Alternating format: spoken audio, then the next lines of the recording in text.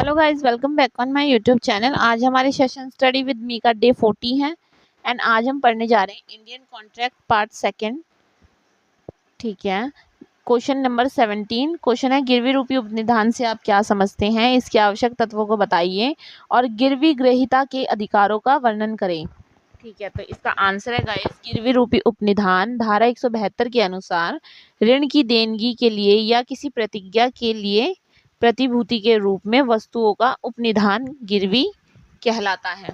मान लीजिए हमने किसी को कुछ गिरवी रखने को दिया और हमने उससे ऋण लिया, तो यह है गिरवी रूपी उपनिधान कहलाएगा।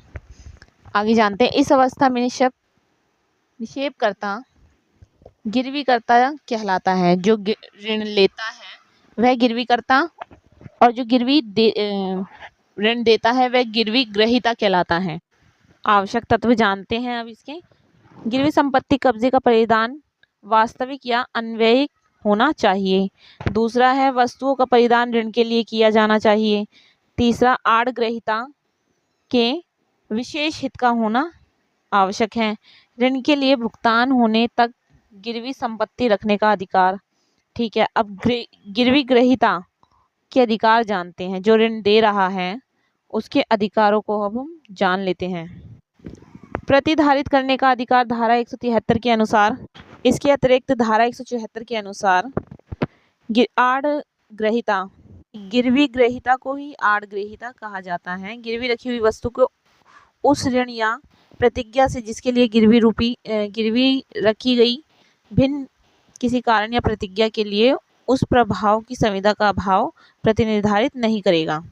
ठीक है, दूसरा जो है गिरवी ग्रहीता का अधिकार, आड़ ग्रहीता जिसे कहते हैं, गिरवी ग्रहीता का अपागन असाधारण व्ययों का अधिकार धारा 175 के अनुसार।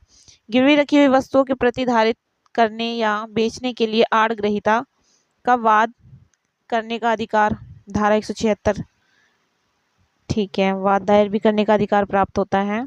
युक्तियुक्त सूचना के पश्चात विक्रय करने का भी अधिकार प्राप्त होता है गिरवी ग्रहीता को। तो ये 5 अधिकार गिरवी ग्रहीता को प्राप्त हैं।